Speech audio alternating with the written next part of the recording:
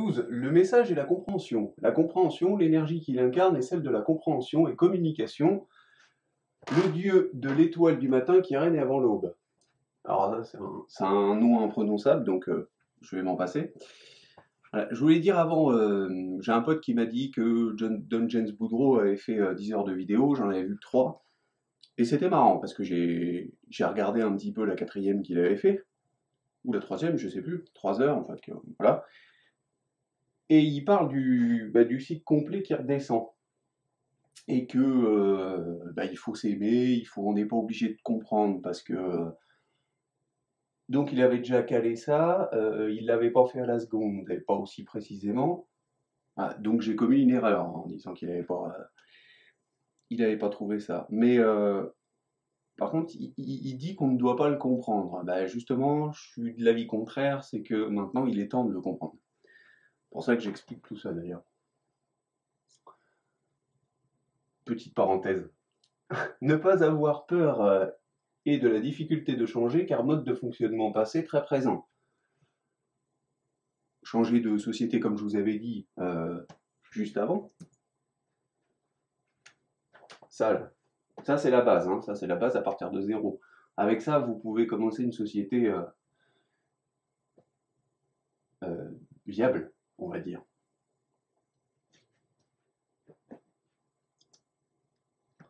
Notion de l'enfer et du paradis, des âmes et de la vie éternelle. Enlèvement, prise de conscience, peur annihilée. Alors, la peur est annihilée, donc la colère, ce qui engendre en fait les 7 péchés capitaux quand on a peur, généralement. Les pires. Si vous comprenez, vous n'avez plus peur. Donc, vous ne pourrissez pas votre âme si jamais il se passe des choses un petit peu bizarres. Savoir que cela servira pour les générations futures, c'est pour vos enfants que je fais ça. Hein. C'est pas pour les miens, j'en ai pas. Et c'est pour les générations futures qu'il y a cet apprentissage par l'expérience. Ils s'en rappelleront. Là, ils s'en rappelleront vraiment. L'amour inconditionnel de toute chose, bien, mal, car cela fait partie d'un tout pour arriver à créer ce plan. Nous sommes une espèce devant vivre en harmonie avec toutes les autres espèces et non pas les contrôler, non pas se sentir puissant au point de traiter les autres espèces comme de la merde et les utiliser comme si c'était plus bas que nous. Non, tout le monde est intelligent, je dirais pas même un caillou, mais bon, on va dire que beaucoup de choses ont un mode de fonctionnement aussi poussé, voire beaucoup plus poussé que le nôtre. La peur entraîne un ou les 7 péchés capitaux, et pourquoi ne pas succomber à celle-ci, mais plutôt comprendre. Comme je vous ai dit, la peur, généralement, ça fait créer. Une fois qu'on comprend, on n'a plus peur. Je vous ai dit, on n'a même pas peur de la mort. Une fois que vous avez compris ce message, vous saurez que tout est fait, créé, modulé pour que tout se passe d'une façon la plus pure pour établir un cycle parfait. Donner la vie, nous créer et finalement créer là-haut indéfiniment. Il n'y aura plus de peur, de colère, d'orgueil dans votre cœur, car le plan est tellement parfait que nous ne pourrons nous inquiéter. Le bien et le mal deviendront une notion abstraite, c'est-à-dire que nous saurons alors ce qu'il faut faire et ne pas faire sans se poser de questions. C'est là où le mal est lié pendant 1000 ans, il revient, mais il ne revient pas parce qu'il est annihilé. En fait, il revient, il pointe son nez, mais finalement on le voit tout de suite, donc il retombe tout de suite. Et en fait, j'en conclus que ça, c'est fait, ce plan-là a été fait, cette expérience qu'on va subir maintenant, a été faite pour justement qu'il n'ait pas la possibilité de revenir plus tard, puisqu'on l'aura compris. Donc c'est comme s'il ne revenait pas. Comme s'il pointait son nez et puis que on avait tout de suite repéré. Étage 6, explication du possible retour du Christ redescendant de la montagne avec la montagne de Sion, hein, dans le passage je ne sais plus combien de l'Apocalypse, avec les âmes sauvées, entre guillemets, hein, c'est les âmes qui ont fait le choix du gars qui a donné le petit bouquin, qui a expliqué le petit bouquin, et les âmes sauvées, elles sont réinjectées dans le corps pour redescendre de la montagne, en gros, on va dire que c'est de la réincarnation à ce moment-là. pour éradiquer le mal dans l'étage 6, descendant en 2378, et quelques, ça je vous expliquerai ce calcul-là. Donc c'est à peu près là qu'il y a un petit bonhomme qui va vous dire maman, maman, oui, tu m'avais parlé de toute cette société qui s'était foutue sur la gueule, et puis il y avait un mec qui nous avait dit d'aller là-bas. Bon, et ça fait 350, 360 ans qu'on y est maintenant. Est-ce que tu penses pas que c'est une... Je sais que ça te fait peur hein, de descendre, parce que bon, ils sont un peu élués. Est-ce que tu crois pas que c'est le bon moment pour aller les voir et les aider, partager ce qu'on a appris? Parce que c'est des humains aussi, on les aime. Voilà. Lui, ce sera le Christ, votre Christ que vous attendez, le retour du Christ. Image, hein, bien sûr. L'homme qui va vous dire d'aller descendre de la montagne. Car nous pouvons voir que nous serons à l'opposé de la précession du lion, là où Gizeh a théoriquement été construite. Fin du calendrier cyclique, alors c'est pas le cyclique complet, c'est le Thune. En 10 000 ans, on va dire, hein, 9 898 ans. Apocalypse de Jean, chapitre 20, analyse. Analyse vite faite, hein. Puis je vis descendre du ciel un ange qui avait les clés de l'abîme et d'une grande chaîne dans sa main. Il saisit le dragon, le serpent ancien, qui est le diable et Satan, et il le lia pour 1000 ans. En gros, ce petit gamin, il va vous dire, bon ben, c'est le moment de descendre, d'aller les aider, de leur faire comprendre un certain message. Il y en aura qui l'auront compris dans leur bunker. Donc, ce sera plus facile. Et comme ils auront vécu 370 ans de merde, le message va être plus facile à faire passer. Donc, faut pas vous dire qu'il a une grosse épée dans sa main. Hein. Non, c'est quelqu'un. C'est une population qui va expliquer aux autres ce qui s'est passé vraiment. Ça va être compréhensible, beaucoup plus. Quand quelqu'un est en détresse, c'est beaucoup plus facile de lui faire comprendre que pas. Il le jeta dans l'abîme, ferma et scella l'entrée au-dessus de lui, afin qu'il ne séduise plus les nations, 7 péchés capitaux, jusqu'à ce que les 1000 ans fussent accomplis. Après cela, il faut qu'il soit délié pour un peu de temps. Il faut qu'il soit délié pour comprendre qu'on peut retourner vers une société comme ça, mais il va retomber tout de suite.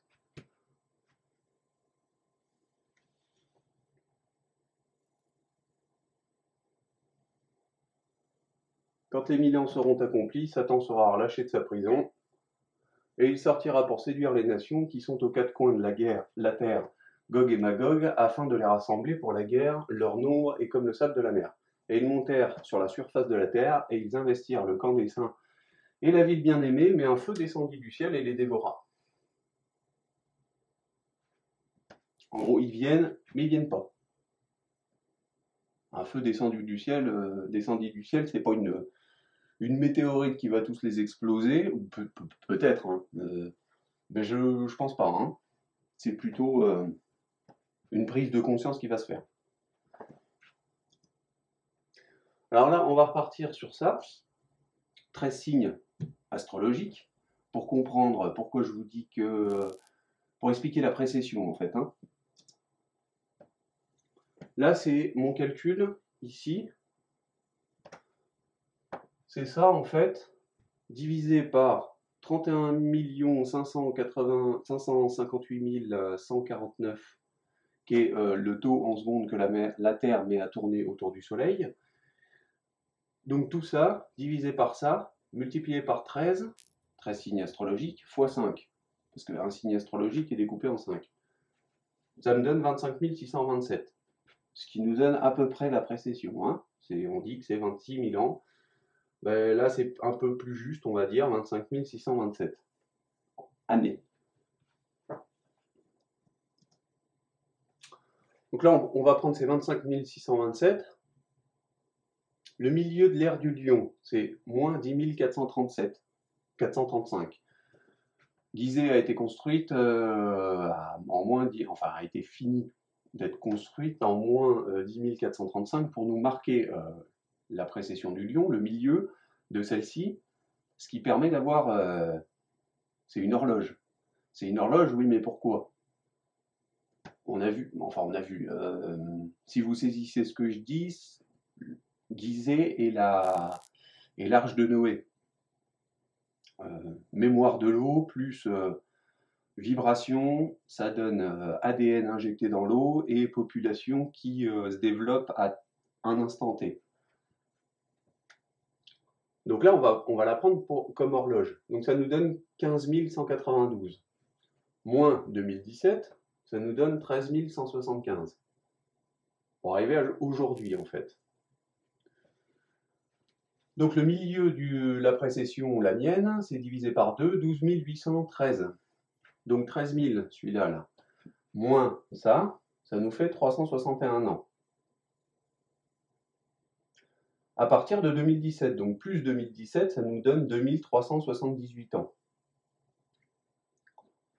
On sera au milieu de l'opposé de la précession du lion en 2378. Et quand on fait maintenant l'étage 7, parce que je vous avais dit qu'on avait les anges s'étaient arrêtés pendant un demi-temps, et après ils ont versé les fléaux.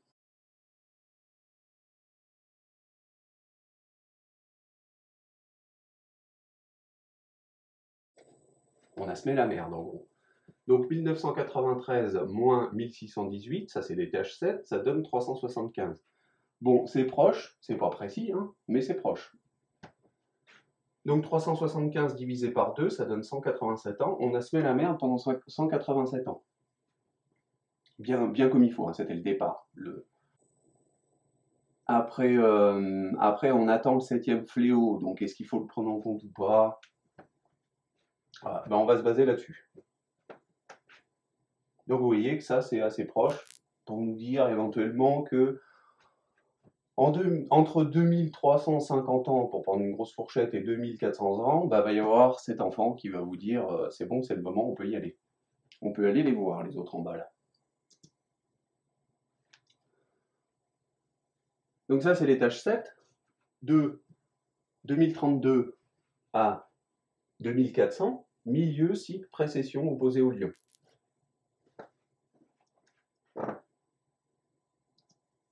Étage 6, descendant. Là c'est là de 2400 à 9898. Étage 5, descendant. Là, c'est précession du lion, mais j'en suis pas sûr parce que j'avais fait ces calculs-là avant, donc faudra faire le chiffre que je vous ai donné plus la moitié en fait. Donc, voilà.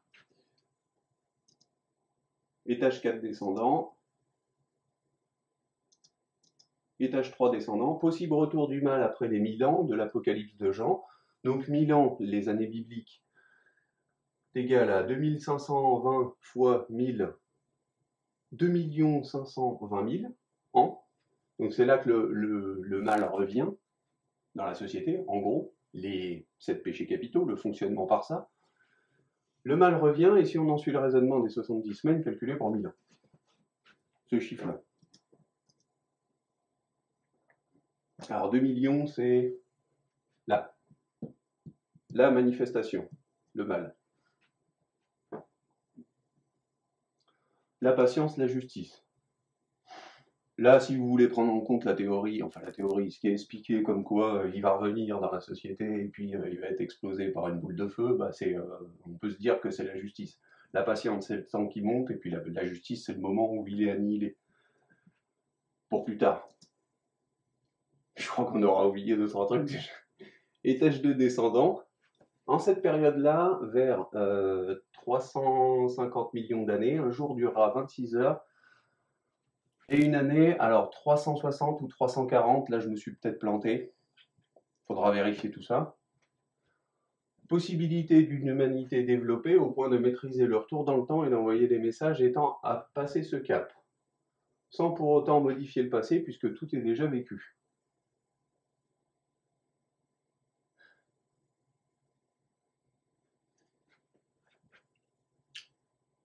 Ils vont le modifier, mais d'une façon qu'on connaît en fait, puisque quand on modifie un élément dans le passé, ceux qui le vivent, ceux qui l'ont vécu, l'ont déjà vécu. Donc ils ne le sentent pas passer. Donc en fait, tous ces éléments, c'est pour vous dire à tel moment, va falloir construire Gizeh, à tel moment, va falloir faire ça, à tel moment, va falloir injecter la religion, à tel moment, va falloir expliquer, enfin ressenti par des intuitions, la petite voix que va nous envoyer lui vers là pour envoyer là-bas. Donc 360 ou 340, bah ça je vous dis, vous verrez, parce que là, je commence à en avoir plein le cul si vous voulez, donc mes calculs, faudra les valider, et puis après ça sera clair. Hein. Explication sur la possibilité que la Terre ou notre système solaire s'éteigne en comparaison avec la création de celle-ci vers 3,7 milliards d'années. Donc nouveaux cieux et nouvelle Jérusalem. Explication de la dernière case 1, l'unité et l'envie et ou le besoin de recommencer ce cycle. Ceci sera expliqué dans le chapitre 13, le recommencement. Quand on vous parle de Nouvelle Jérusalem,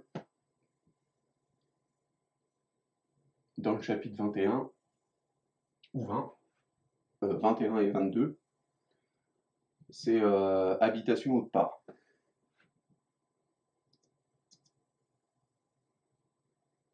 Voilà, ça c'est la case dans 350 millions d'années. Étage 2. Étage 1 descendant. Oui, alors là j'ai mis moins 3 milliards 7, mais cette case-là commence en moins 3 milliards 7 et finit en moins 5 milliards. Donc vu qu'elle a été créée, vu que ça a commencé à se développer et à devenir une Terre à peu près en moins 5, moins 4,5, moins 5 milliards d'années, on va mettre l'opposé de celle-ci. C'est une hypothèse ça, hein, c'est pas... Donc là c'est la fin. Trou noir, aspirant tout ce qui existe, formant AO dans un temps où le temps n'est plus, puis retour 32-33 milliards d'années après pour refaire un cycle. Ça, je vais vous l'expliquer après. Fin du calendrier cyclique. Donc maintenant, voilà. Là, ça fait à peu près 8 minutes que je palabre et que je raconte n'importe quoi. Donc au moins, ceux qui voient cette vidéo d'entrée, vous savez, les gars qui mettent 3 minutes à... qui regardent la vidéo pendant 3 minutes et qui foutent un pouce négatif, et c'est parce que j'ai parlé de Dieu, du Christ, etc., et puis que ça leur convient pas. Au moins, eux... Donc là, vous allez comprendre que, finalement, qu'est-ce qui me reste, là? Ben, il y a des gens ouverts. Des gens, vous êtes ouverts, hein, si vous arrivez jusqu'à là, c'est que... Donc ça, tout ça, ça a été monté d'une façon, manipulation inconsciente, pour qu'il n'y ait que des gens ouverts d'esprit qui arrivent ici. Qui comprennent les 7 péchés capitaux, qui comprennent à peu près ce que je raconte, et puis qui se disent, bon, bah, ok, ça paraît un peu complètement taré, mais au moins, ça tient peut-être la route, on va s'informer d'eux au cas où, parce que on sait que certains allumés peuvent des fois raconter des choses, surtout s'ils disent qu'ils sont poussés à le faire. Voilà. Donc, maintenant, je vais vous dire où aller. Je vais vous dire où aller, et si jamais vous sentez quelqu'un qui est ouvert à côté de vous et qui vous dit bah, qu'est-ce qui se passe, je comprends pas, c'est la merde, machin, bah vous lui dites, bah, soit tu tapes le mode cartésien de lui, là, il explique le passé, tu vois, si vous le sentez pas assez ouvert. Sinon, vous lui dites, bah tiens, tu tapes le cycle mode ouvert, voilà, et il aura le choix. C'est un choix, en fait, qu'il fait lui-même, à savoir s'il met stop, parce que ça lui convient pas du tout, ou alors savoir s'il continue et puis qu'il regarde tout et puis il comprend un petit peu plus de choses. Donc oui, maintenant je viens de comprendre pourquoi on ne pouvait pas sauver tout le monde. Parce que là, il y en a qui vont acter par l'expérience, qui vont s'auto-détruire en fait, hein. Parce qu'ils ne veulent pas comprendre, parce que c'est leur chemin. Donc, ils comprendront ça dans leur bunker, si vous voulez. Ou pas, ou même pas, ils le comprendront par expérience tout court. Et il y en a d'autres bah, qui vont se tirer. Qui vont se tirer où? Et former une nouvelle société un peu plus claire, si jamais tout se passe comme ça, hein, bien sûr, ou à peu près. Alors là, je vous avais dit qu'il y avait des bombes qui avaient explosé ici, là. Enfin, qu'il y aurait eu la possibilité que des bombes explosent aux États-Unis. Parce que il y a 3 bombes qui pètent. C'est pas très clair dans les prophéties, hein, on ne sait pas trop où les mettre. Mais je me suis dit, un Donald qui insulte, enfin qui fait des blagues à un Kim, là, quand on... Hein, pourquoi ils auraient rien, eux? Donc je leur ai collé 3 bombes sur le paletot. La justice, quoi. Tu cherches, tu trouves. C'est le karma, hein. Voilà, donc peut-être qu'il y en a une qui serait plutôt là-bas, ou... ça, j'en sais rien, hein, vous verrez, de toute façon. Donc qu'est-ce qu'on voit? Notre petite population française, parce que dans les prophéties, tout part de France, hein. Surtout celui qui a un petit bouquin, et puis les prophètes partent de France. C'est bizarre, mais c'est comme ça. Donc là, vous allez vous dire, bah, je vais pas aller là-bas, hein. Je vais pas aller là-bas parce que ça sent un peu le pâté. Il y a les Russes qui viennent ici, donc et puis là-bas, c'est encore plus le bordel. Je vais pas descendre parce que l'Afrique, il monte, donc je vais pas descendre. Et puis vous avez pas envie d'être en Afrique, à mon avis, c'est déjà chaud, l'Afrique, chaud pas qu'en température. Mais alors si vous y êtes là, ça va être encore plus tendu. Vous n'allez pas monter au nord parce que c'est pareil. Allez là-bas, pourquoi pas, mais j'en suis pas sûr. Parce que la montagne, j'ai regardé les montagnes là-bas et ça me parle pas, bizarrement. Et c'est un peu froid. C'est un peu froid et il n'y a pas de choses qui m'attraient. Bon, monter là, c'est pas possible, hein. Aller au Canada, il y a déjà. S'il se passe quelque chose aux US, bon, s'il y a effondrement de la bourse, si c'est la merde, s'il y a des bombes qui pètent, faut vous dire que les gars, ça va un peu donner du Walking Dead, hein. C'est genre les mecs, ils vont rester dans la ville, il va y avoir un gros bonhomme là qui va dire moi j'ai les couilles, je t'en mets une si tu l'ouvres. On va aller rafler tout ce qu'il y a dans les magasins autour, et puis on va tout amener, et puis je suis le chef un petit peu. Voilà. Ça va durer un temps, et les autres vont se barrer au Canada, parce que descendre pour eux.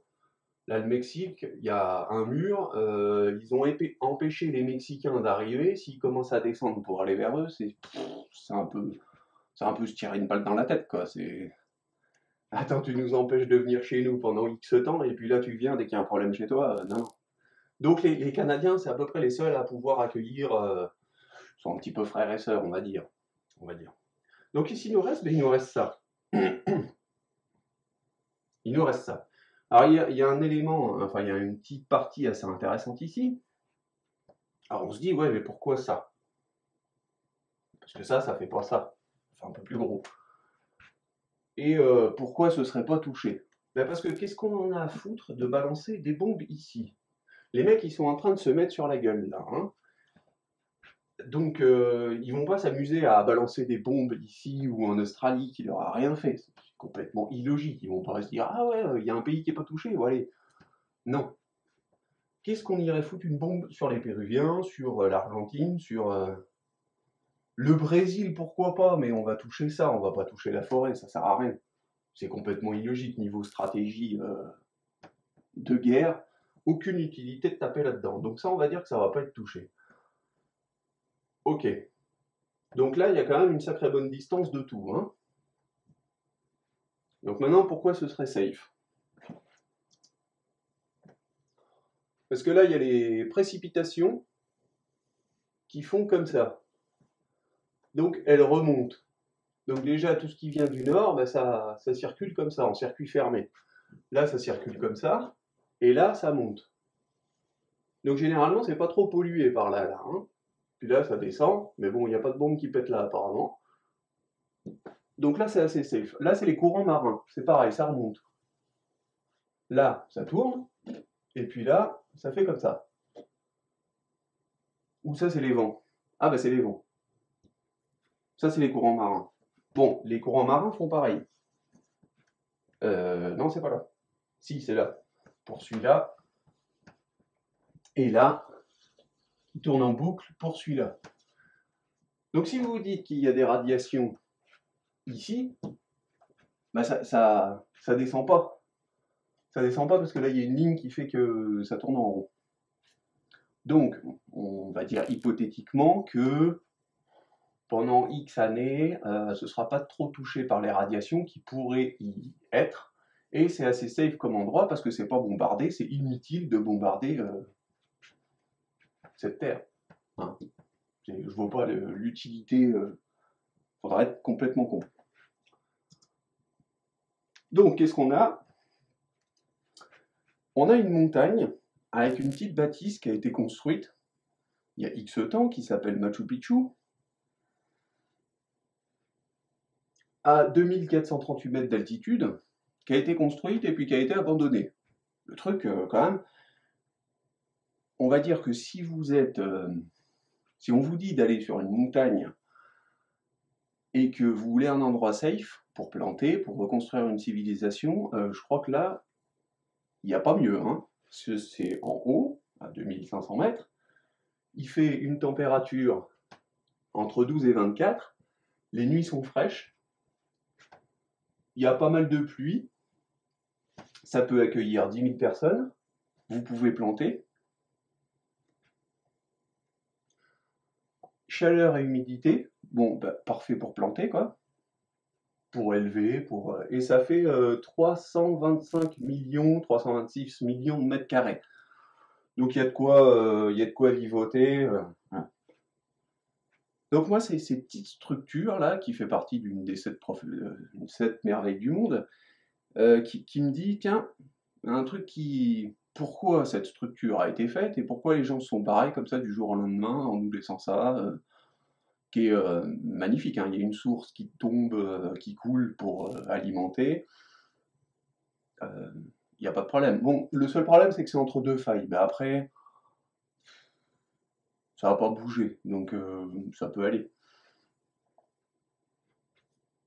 Il y a toutes les terrasses pour planter. Donc, maintenant, on va me dire, ouais, mais c'est touristique, c'est gardé, c'est 40 balles par jour pour y aller, ça fait un peu chier. Que c'est. Bon, imaginons. Bon, là, faut vous dire que là, il y a des touristes qui vont à Machu Picchu. C'est-à-dire, il y a des vols, hein. Il y a des vols qui viennent, là. Voilà. Là, c'est un peu le bordel de partout, là. C'est un peu le bordel ici. C'est un peu le bordel un peu partout. Donc là, les touristes, au bout de 3 ans et demi, hein, les vols pour aller à Machu Picchu, ça va être limite. Ça va être limite. Et puis les gens auront d'autres choses à foutre que d'aller visiter un site, si vous voulez. Ils préféreront penser à leur survie. Donc ce qu'il faut vous dire, c'est qu'au bout d'un moment, quand il n'y a plus de sous pour visiter, quand un site historique n'est plus visité, ben, on le laisse tomber. Ça rapporte plus, on va pas injecter de l'argent pour se faire à rien. Voilà. Donc ben, pendant ce temps, vous restez, vous y allez dès que vous sentez que ça commence à partir en sucette, hein, vous retirez un petit peu de thunes, vous allez là-bas, vous achetez des pelles, des pioches, des graines, des matos de survie, matos de base pour se développer peut-être plus tard. Vous attendez tranquillement que ça fume. Et quand ils vont déclarer que le site de Machu Picchu, ils en ont plus rien à branler, bah, vous montez. Vous montez, vous commencez à planter, et puis vous restructurez le site, vous creusez des galeries partout. À mon avis, il y en a déjà. Mais creuser des galeries partout pour être bien à l'intérieur pour l'hiver ou les nuits froides. Et après, développez-vous, quoi. Bon, je voulais faire ça. Je voulais, avec l'argent de mon deuxième bouquin, mon pourcentage, en fait, je voulais faire des caisses pour, avec tout le matos nécessaire pour Machu Picchu. Mais je pense que vous êtes grand. Il n'y a pas de problème, quoi. Vous n'avez pas besoin de prophète pour aller là-bas ou quoi que ce soit. Vous n'avez pas besoin de quelqu'un qui vous mâche tout le boulot, vous avez compris ce qu'il fallait faire. C'est à ce moment-là. Si ça se passe comme ça. Donc voilà, pourquoi Machu Picchu? Bah pour ça. C'est l'endroit le plus safe qui existe sur la Terre. Le plus safe. Hein. On va me dire, ouais, mais en Australie. Ben, en Australie, vous analysez un peu l'Australie, vous verrez bien. Là, avant que quelqu'un pense à aller à Machu Picchu pour se sauver, je pense qu'il pensera plutôt à s'enfermer dans son immeuble, hein, à créer une société ou vivre en société pseudo comme les bases, hein, voilà, et s'auto-détruire, continuer à s'auto-détruire, se faire des petites guérillas entre villes, parce que ils ont attaqué le magasin. Voilà. Donc en fait, ils vont passer leur temps à se défoncer et à vivre dans la merde. Et pendant ce temps, à Veracruz, il n'y a pas de soucis. Enfin, il y a moins de soucis en fait. Hein.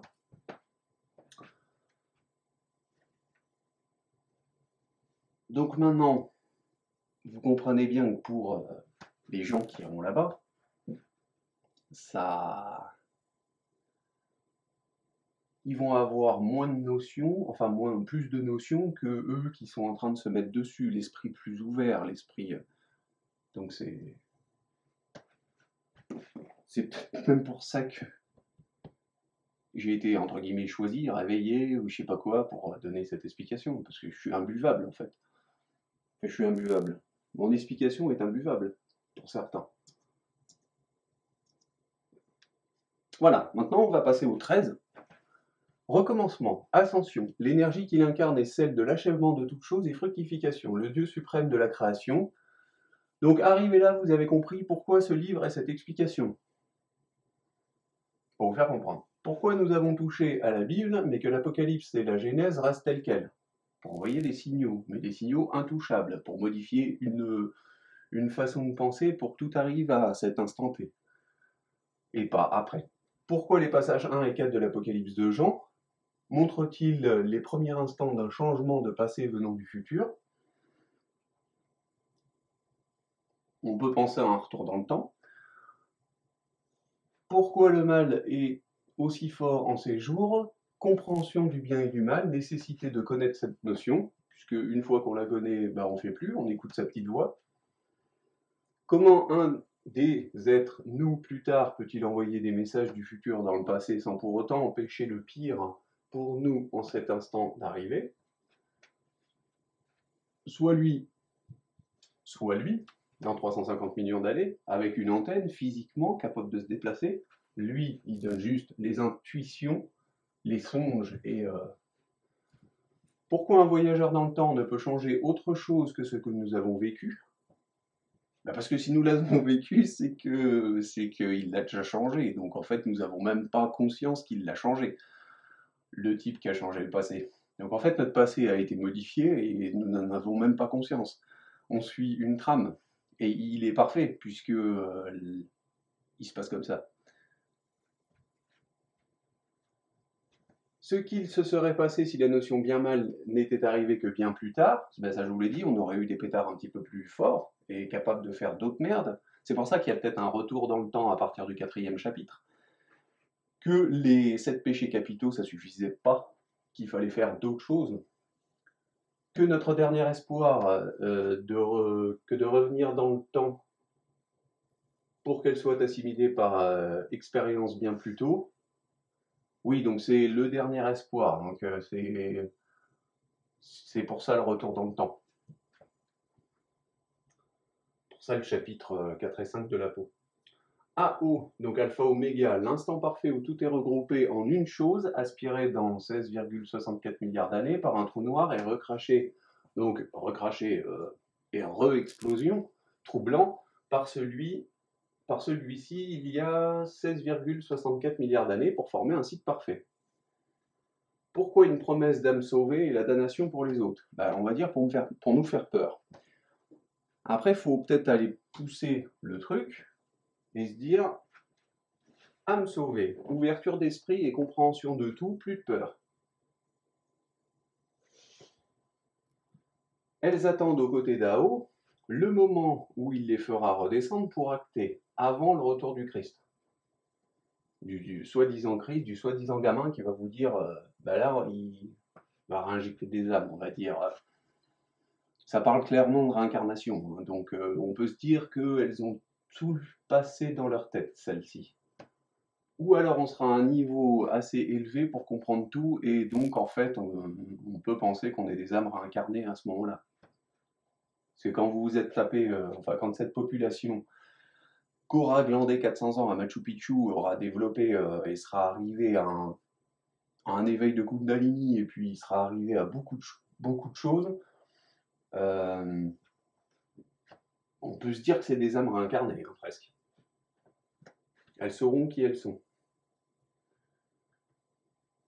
Elles ne recevront que des messages et non un passé, donc avant cet instant, en fait, c'est que des messages qui sont envoyés, ce qui permettra de laisser arriver le mal au plus haut point pour le comprendre et apprendre par l'expérience.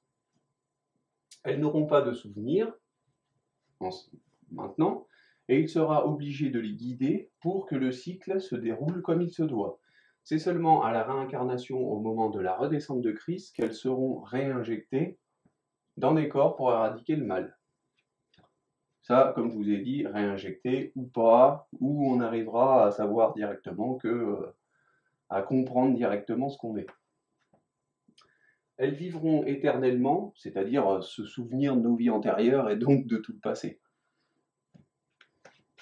Elles vivront éternellement jusqu'à la toute fin, qui n'est en fait que le recommencement. Âmes perdues, elles se réincarneront tant qu'elles n'auront pas évolué pour apprendre. Ce que disent les médiums sur... vous n'avez pas envie de mourir par les 7 péchés capitaux, parce que en fait, les médiums disent qu'elles en chient, ces âmes-là. Donc vous avez envie de comprendre. C'est pas le but de galérer. Donc ça sert. Il y en a qui partiront à Machu, il y en a d'autres non.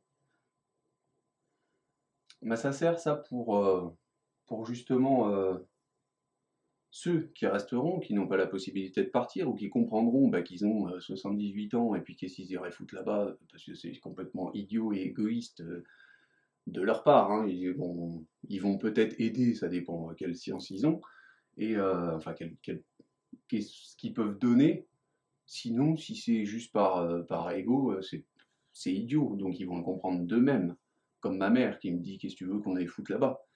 On a compris ton message, mais non, nous on reste là où on est, et puis si ça se passe, on se serrera la main dans la main, et puis ça suivra. Ben voilà, donc vous n'aurez pas peur. Non, on aura compris. Ok, bon, bah c'est cool. Moi ça me va en fait. Vous ne serez pas perdu. Vous en chierez pas. Voilà, c'est à peu près ce que je voulais expliquer. L'Atlantide, alors ça peut être une hypothèse, hein. Une hypothèse. Ça c'est Edgar Cayce.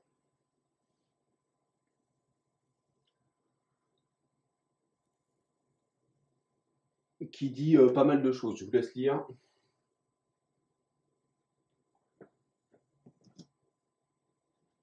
Donc là, on se dit qu'il y a eu Gizeh qui a été construite, et au même moment, il y a eu les Atlantes, ou un peu avant. Là, il y a une faille, donc on va dire qu'il y avait une montagne, il y avait de la glace, une glaciation, la glace a fondu, l'eau a été un peu plus importante, on va dire, et puis ça s'est écarté. Donc on peut penser que la montagne, la construction de l'Atlantide, le peuple qui devait faire la pyramide par exemple plus tard,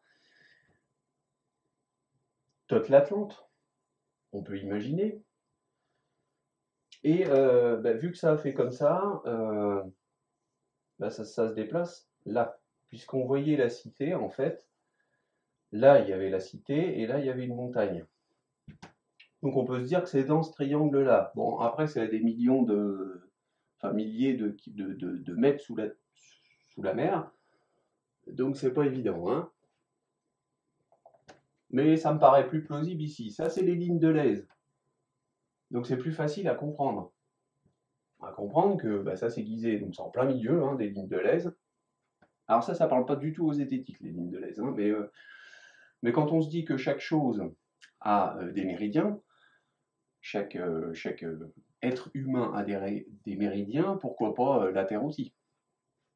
Bon, ben voilà, ça explique que ça, c'est un point névralgique d'acupuncture, en gros, qui suit la ligne de Leys. Et là, bah, c'est un petit peu un point névralgique aussi.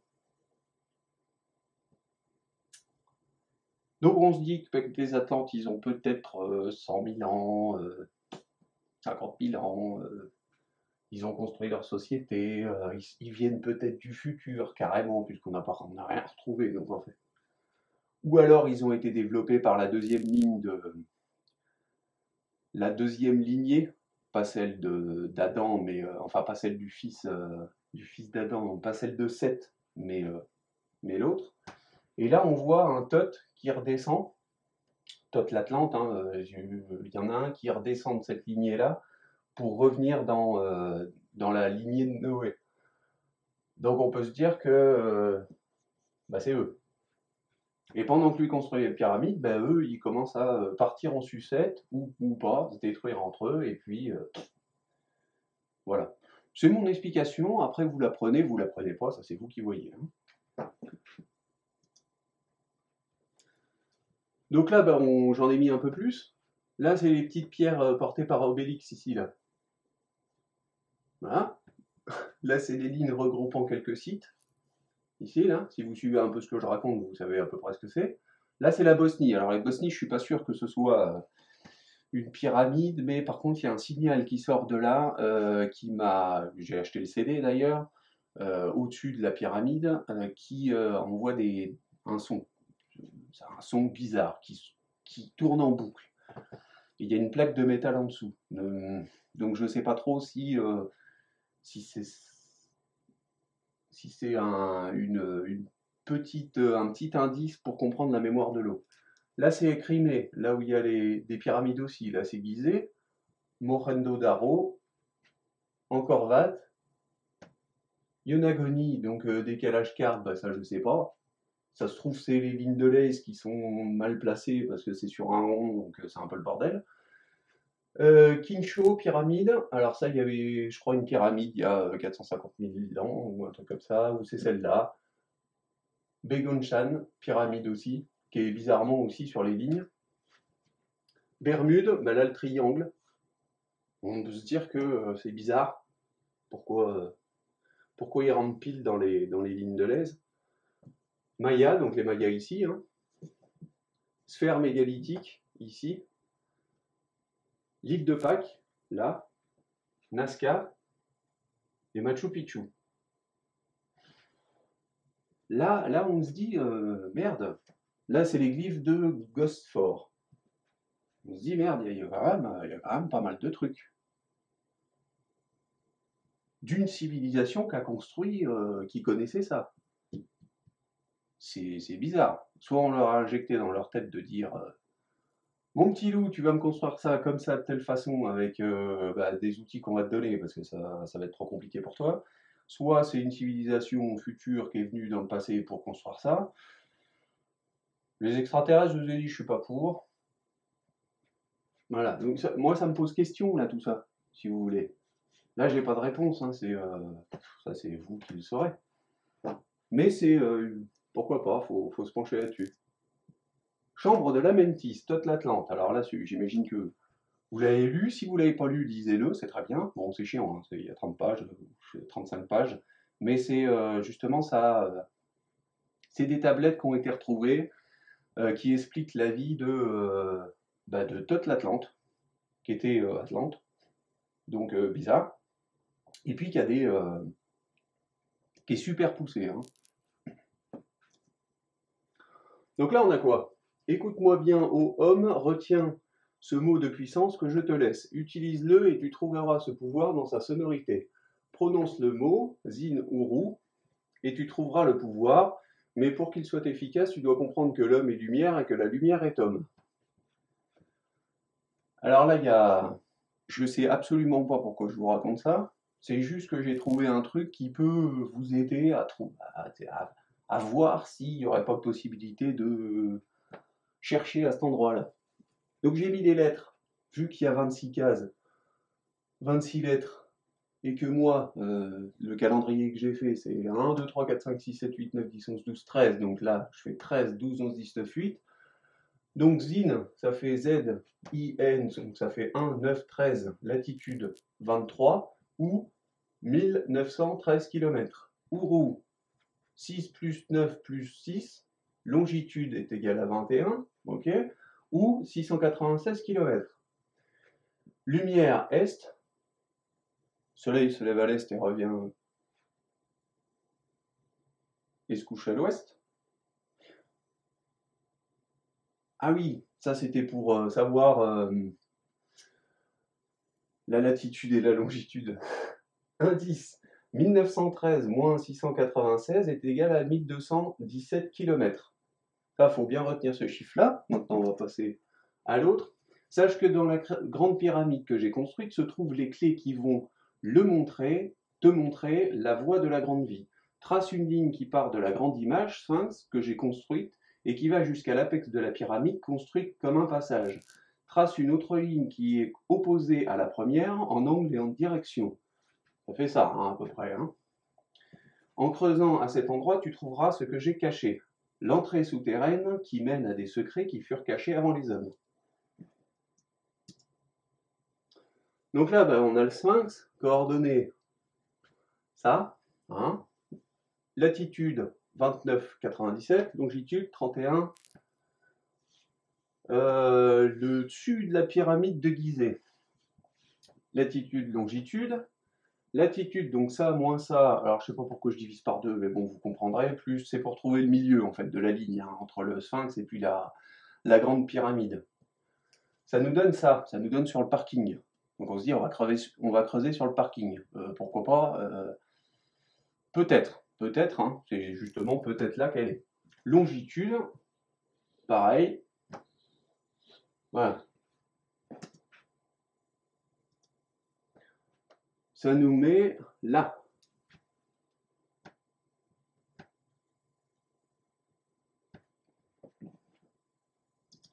Donc maintenant, on va tirer une ligne entre pyramide de Khéops et sphinx de Gizeh. On va allonger cette droite. Donc c'est à chier, hein, parce que j'ai fait ça avec... vous imaginez, regarder une ligne droite avec des points qui sont aussi proches, et puis... donc faut recadrer. Après, je me suis basé sur les routes ici et ici, tout en écartant. Voilà, donc encore, là, j'ai pris sûrement ce point-là, et puis ce point-là, voilà, donc c'est à peu près précis, quoi. Voilà, donc maintenant, on va tirer ça, et ça nous mène là. Ça nous mène là, ici, parce que on va faire ça comme ça.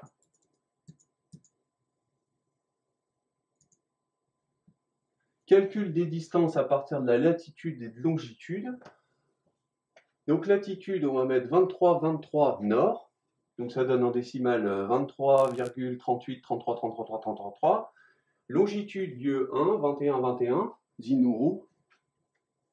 Prononce ces mots 2 fois, je crois, ou 3 fois. Donc je ne sais pas s'il faut mettre 23 encore ici et 21. Est, donc 21, 35, en décimale. Latitude, lieu 2. Donc, ça c'est le parking. Distance en kilomètres, 1216,81.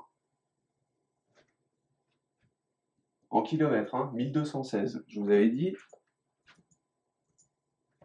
Indice, 1913 moins 696, 1217 km. Enfin, kilomètres, j'ai mis kilomètres parce que pour savoir. Pour faire le rapprochement. Voilà. Donc, si vous vous êtes intéressé à faire des recherches ici, là, vous avez les coordonnées. Si vous vous en foutez, vous vous en foutez. Il n'y a pas de souci. Moi, je vous dis ça, je ne sais pas pourquoi je vous le dis, je vous le dis, voilà. Donc, recherche à effectuer. Valider mon calcul sur la révolution de la Terre autour du Soleil, donc 340 jours et la durée d'un jour, 26 heures, dans environ 350 millions d'années. Voilà, je vous ai dit, c'est plus plausible que ce soit 340 que 360. parce que le truc il est monté sur 26 par 340, mais plus 20 jours, mais les 20 jours sont compris dedans, donc c'est... je sais plus. Valider le rapport distance-vitesse avec mon chiffre trouvé en rentrant le taux horaire de rotation donne le taux en secondes que l'objet met pour faire sa rotation autour d'un soleil. Vidéo préface. Ça, je vous dis dans la préface que j'ai trouvé un calcul qui n'était pas possible et qui valide complètement la théorie que ce calendrier n'est pas Maya. C'est que j'arrive à... Donc j'arrive à calculer soit la distance qu'une planète est au soleil, soit sa vitesse à tourner autour, soit le taux horaire de rotation, donc le temps qu'elle met en secondes, approximativement, hein, je vous dis approximativement, si on rentre la bonne distance, la bonne vitesse ou le bon taux horaire en secondes, à la précision parfaite. Si c'est pas précis, ça sera à côté de mon truc. Sinon, c'est que mon chiffre, faut le soustraire encore à un élément au-dessus, dans mes calculs à moi. Vous verrez ça. Et je l'explique dans ma vidéo préface, qu'on peut faire ça pour toutes les planètes, donc tous les objets, donc c'est louche. Enfin, il y a un truc qui est... Ce rapport-là, il est louche, là. C'est complètement...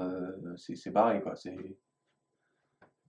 Analyser et optimiser le programme sur le calendrier cyclique, former une équipe d'historiens, sociologues, mathématiciens, si vous voulez, et autres pour interpréter les événements, puis pouvoir le caler précisément. Le caler précisément parce qu'on ne sait pas si le point 0 c'est le 21-12-2012. Moi je pense que oui, mais il y en a qui pensent que non. Mais après, si on a les définitions, on arrivera à comprendre où le mettre. Après, il faut interpréter tout ça. C'est pour ça que ça demande des historiens, ça demande des sociologues, ça demande même des psychologues, ça demande des mathématiciens aussi pour le caler, pour valider tous mes calculs. Enfin bon, si vous voulez. Former une équipe composée d'un ingénieur du son et un en pierre précieuse pour tester la réaction de celle-ci avec toutes les ondes sonores en Hertz. Les pierres précieuses associées aux ondes sont la clé. Ouais, parce qu'il parle d'Orim et Tourim dans certains textes. Dans les pierres de l'Apocalypse et les pierres je sais plus, la pierre de gauche que je vous avais mis, là il y a un truc. Ça fait l'arc-en-ciel, ça donne des couleurs de l'arc-en-ciel déjà si on les met pas dans l'ordre où elles arrivent, hein, mais si on les met dans l'ordre de l'arc-en-ciel. Et il y a un truc avec ces pierres précieuses, c'est pas logique. On a tout le temps pris ça pour quelque chose de somptueux, de rare, mais ça doit jouer un rôle aussi avec le son, avec les vibrations. Je suis pas équipé pour faire ça. Trouver l'Atlantide pour avoir des réponses. Si vous voulez chercher à l'endroit où je vous dis, c'est... Non. Attendez qu'il y ait un petit peu de merde, validez tous mes calculs, et puis là, vous commencerez à vous dire, ah, peut-être que... plus ou moins, hein. Pourquoi pas? On va prendre sa théorie en compte. Si c'est complètement à chier, vous foutez ça aux chiottes. Il n'y a pas de souci. Allez, ces coordonnées pour aussi trouver des réponses d'après les textes de Toth l'Atlante. Les coordonnées... 21, 21, 23, 23, celle que je vous ai dit. Vous refaites les calculs, vous avez tout pour le faire. Vous aurez les trucs précis. Le trou blanc, Big Bang, le trou noir, alpha, oméga. Ça, c'est ce que je vous avais expliqué au début. La petite boule qui gonfle, qui gonfle. Donc là, il faut imaginer un noyau comme un concentré de matière infiniment dense entouré d'un vide. Entouré d'un vide. Cet état ne peut pas durer et la notion de temps n'existe plus à cet instant. Tout est concentré. L'énergie est autour. On va dire. Elle explose littéralement en millions de petites particules qui, s'additionnant avec le vide, forment des particules de plus en plus grosses et se développent et créent des petits trucs beaucoup plus gros. Et voilà. Donc là, on en est à moins 13,4 milliards d'années, je crois, un truc comme ça, au moment où tout a éclaté et on voit des zones de... La sonde WMAP voit des zones rouges et des zones bleues. Le ballon grossit, car l'infiniment petit additionné au vide reste toujours de la matière. Ça grossit, ça grossit. jusqu'à ce qu'il arrive à la limite de son expansion de surface. À un moment, il pète. À un moment, il arrive au bout. On va prendre ça comme un ballon, hein, ça va être plus simple à comprendre. Il se crée alors un trou laissant échapper le vide à l'intérieur du ballon et concentre à l'opposé l'infiniment petit au noyau. Donc une fois qu'il y a un trou ici, le vide sort, la matière, l'infiniment petit, rentre. D'ailleurs, c'est pour ça que vous pouvez vous dire que un trou noir, c'est le vide et l'infiniment petit. Donc le vide sort, l'infiniment petit rentre, va au centre du... Voilà, en fait, un trou noir est relié au centre. Il se forme alors une spirale autour d'un trou qui, avec l'inertie de la force d'explosion, forme des galaxies dont le centre est à la surface du ballon. Les bras suivent la spirale vers le centre en tourbillonnant. Donc là, une fois que ça a pété, le vide sort, ça fait comme si vous couliez une baignoire en fait, hein, ça fait une forme de siphon. Vous voyez un siphon se mettre quand vous regardez de l'intérieur. Sinon, au-dessus, vous voyez qu'un trou avec votre eau qui descend. Mais si vous regardez à l'intérieur, ça fait à peu près ça. Donc là, une fois qu'il y a un trou qui a été créé, ça commence à s'entrechoquer tout le bordel là. Il y a tout un tas de réactions, de réactions, et plus ça va, plus le trou grandit. Donc après, forme des bras de plus en plus grands, et les bras, c'est les bras de la galaxie. Tout ça pour que la matière aille au centre et que l'air s'éjecte.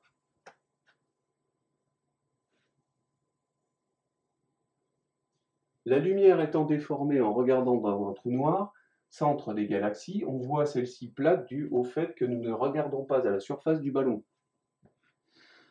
C'est-à-dire que si vous êtes dans un bras, ici, là, vous regardez la galaxie, le centre de la galaxie, vous regardez, hop, et vous tombez comme ça. Donc en fait, ça se déforme. Vous êtes plat. Votre galaxie, elle est plate. Alors qu'elle n'est pas plate. C'est que votre vision a été déformée par le trou noir. On prend le truc à plat alors que c'est beaucoup plus... la vision est faussée. Il faut savoir que le Soleil avance. Il est entraîné par le bras de la galaxie. Les planètes autour avancent aussi. Elles sont entraînées par le Soleil et puis elles sont attirées par le Soleil pour pas se dégager comme ça de la gravité. Donc elles tournent et puis toutes les planètes tournent autour, mais c'est décalé.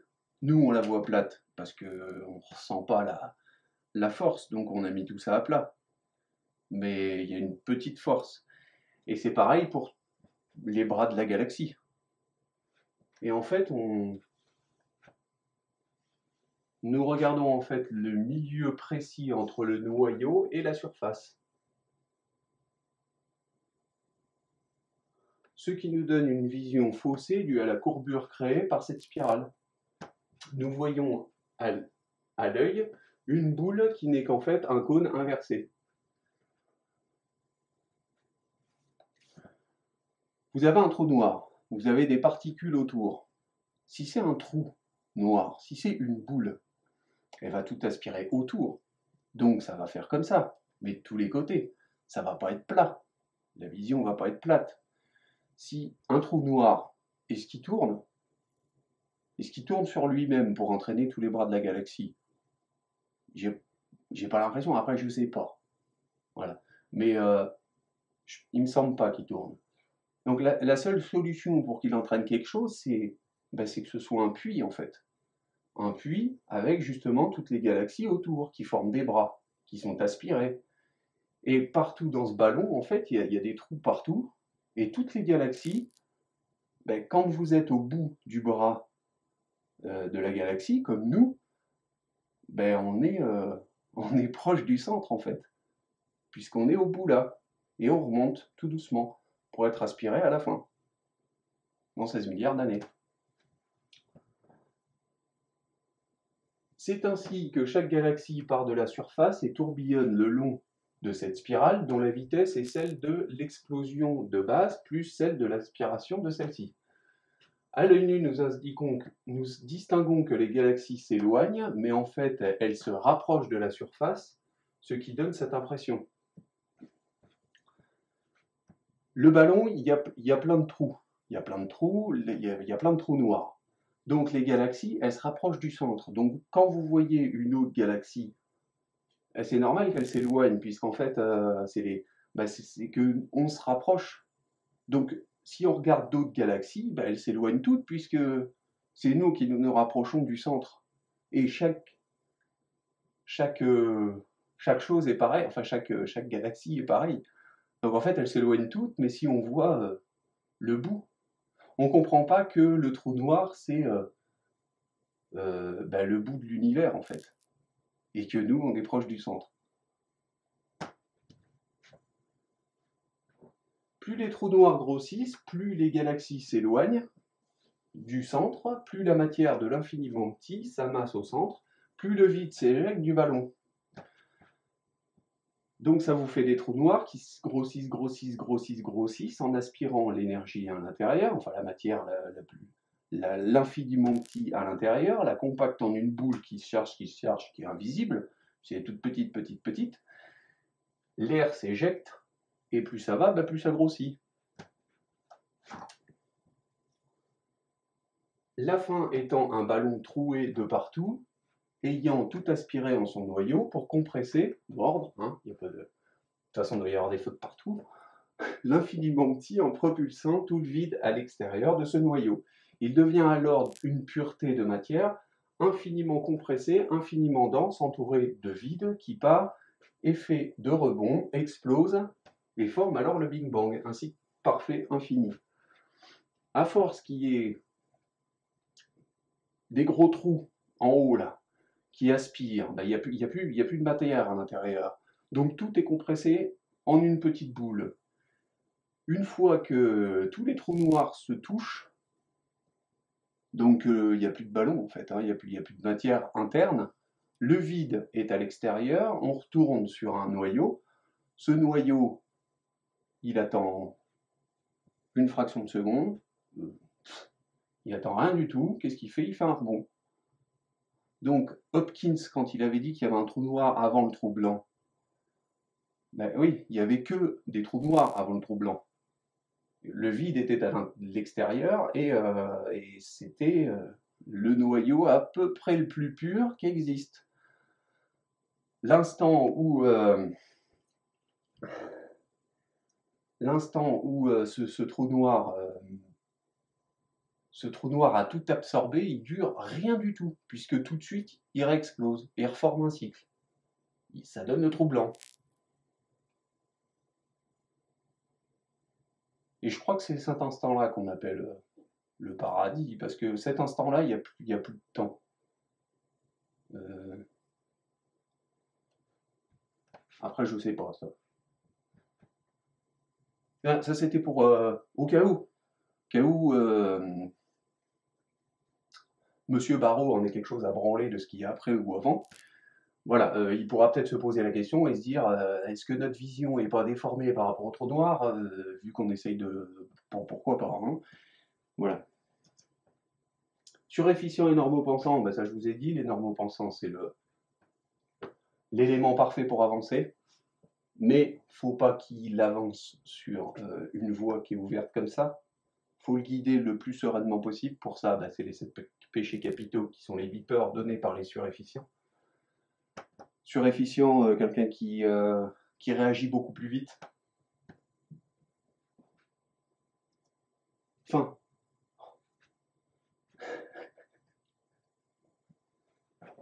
Ah putain. Sachez que de mon point de vue, après analyse et sans jugement, que vous êtes des enfants en vue de ce qui reste à être et découvrir. Je ne sous-estime absolument pas l'autre du bout là. J'ai hâte d'y être.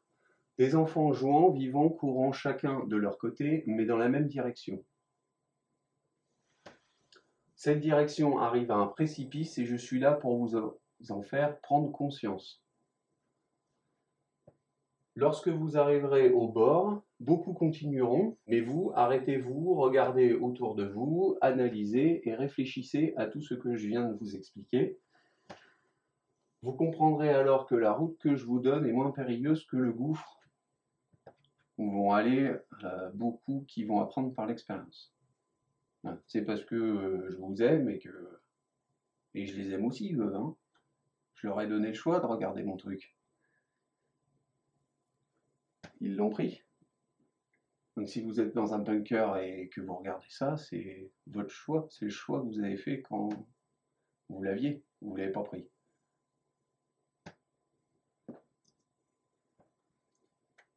Je dédie ce livre à Daniel, fils de David, et toi, petite mère. Daniel, fils de David, c'est l'enfant qui est mort. Voilà, ça parle parce que c'est Daniel, fils de David, généralement c'est Jésus, c'est un prophète, c'est une âme qui est là pour éveiller. Bon, l'ange qui vient avec une épée et qui a une tête de lion et puis qui explique le livre, avec une nuée autour, la nuée c'est lui. C'est l'instant où... voilà. Donc, petite mère, ton fils, c'était Jésus, si tu veux savoir. Enfin, une âme la plus pure qui existe, qui a été enlevée pour faire comprendre un message à quelqu'un, pour lui ouvrir la tête en lui disant tiens, vas-y, c'est le moment qu'on te balance tout un tas de trucs là, t'es assez ouvert. T'es capable là, tu ouvres la bouche, on va te donner à manger. À ma flamme jumelle qui m'a donné la force d'en arriver là, la vraie flamme jumelle, pas ma mère jumelle. Voilà, donc ma flamme jumelle m'a réveillé il y a 10 mois aussi, elle m'a réinjecté de la pilule. Donc pour la suite, moi je ne sais pas si je serai à Machu Picchu, hein, c'est si elle revient, si elle revient pas. Si elle revient pas, je suis en état de nuit noire. Donc nuit noire, c'est la décomposition de l'âme jumelle en fait, hein, parce que l'âme jumelle c'est deux âmes, enfin une âme éclatée en deux. Voilà. Donc là je suis en train de dépérir. C'est pas évident hein, d'être en nuit noire, pour ceux qui connaissent. Ah, donc si elle revient et puis qu'elle me dit ok, ok, on va continuer, comme tu dis, ça me paraît sensé, j'ai compris les trucs que tu. Pourquoi pas? Donc c'est pour ça que je vous dis, je serais pas où je serais pas où si je serais parti, ou je sais pas si je serais là-bas, ou je sais pas si. Voilà, mais ça on s'en fout. Ça c'est mon problème. Vous avez un autre chemin, on va dire. À ma mère jumelle qui m'a ouvert les yeux. Alors ma mère jumelle, c'est celle qui m'a dit tu t'arrêtes tes conneries là en fait avec toutes les meufs que tu te tapes là et tu veux pas mettre les religions là, Dieu, tu vois, ça, tu veux pas. Non, je veux pas. Ah, tiens, on va faire une action pour que tu le mettes. Ah, ça fait chier. Donc voilà, c'est pour lui que je dis ce livre. Je mérite pas de thunes pour ça. À toutes les personnes que j'ai croisées en ayant pu échanger des paroles, actes ou seulement un regard. Parce que chacun est important pour faire comprendre un message. Donc, n'importe quelle action que j'ai faite ou que j'ai pu faire, je le regrette déjà, mais en même temps, c'était pour en arriver là. Et n'importe quelles actions qu'on a pu me faire qui aient été bonnes ou mauvaises, je les en remercie. À mes parents sans lesquels il n'y aurait rien eu, sinon je ne serais pas né. À vous tous dont je n'ai pas croisé le chemin, mais acteurs du futur, et à ceux n'existant pas encore, mais qui ont pu rendre ceci faisable. La suite. Rien n'est hasard, tout est une suite d'actions-réactions pour que tout le cycle soit parfait. Nous prenons soin de nous, ils prennent soin de nous. Nous, plus tard, nous prenons soin de nous. C'est comme ça qu'il faut la comprendre, cette phrase-là. Donc, il n'y a pas à s'inquiéter. Il n'y a absolument pas à s'inquiéter. Puis là, vous pouvez zapper vos religions. Là vous pouvez vous dire ah, je risque de passer pour l'antéchrist. Vous voyez, en ayant ce genre en balançant un système parfait, en vous promettant que, et puis en disant que Dieu, c'est peut-être nous plus tard, il y a quelques cathos bien perchés qui pourraient se dire ah, on l'a trouvé, si vous voulez. Je m'en fous. À bientôt. Ou je sais pas, mais à bientôt.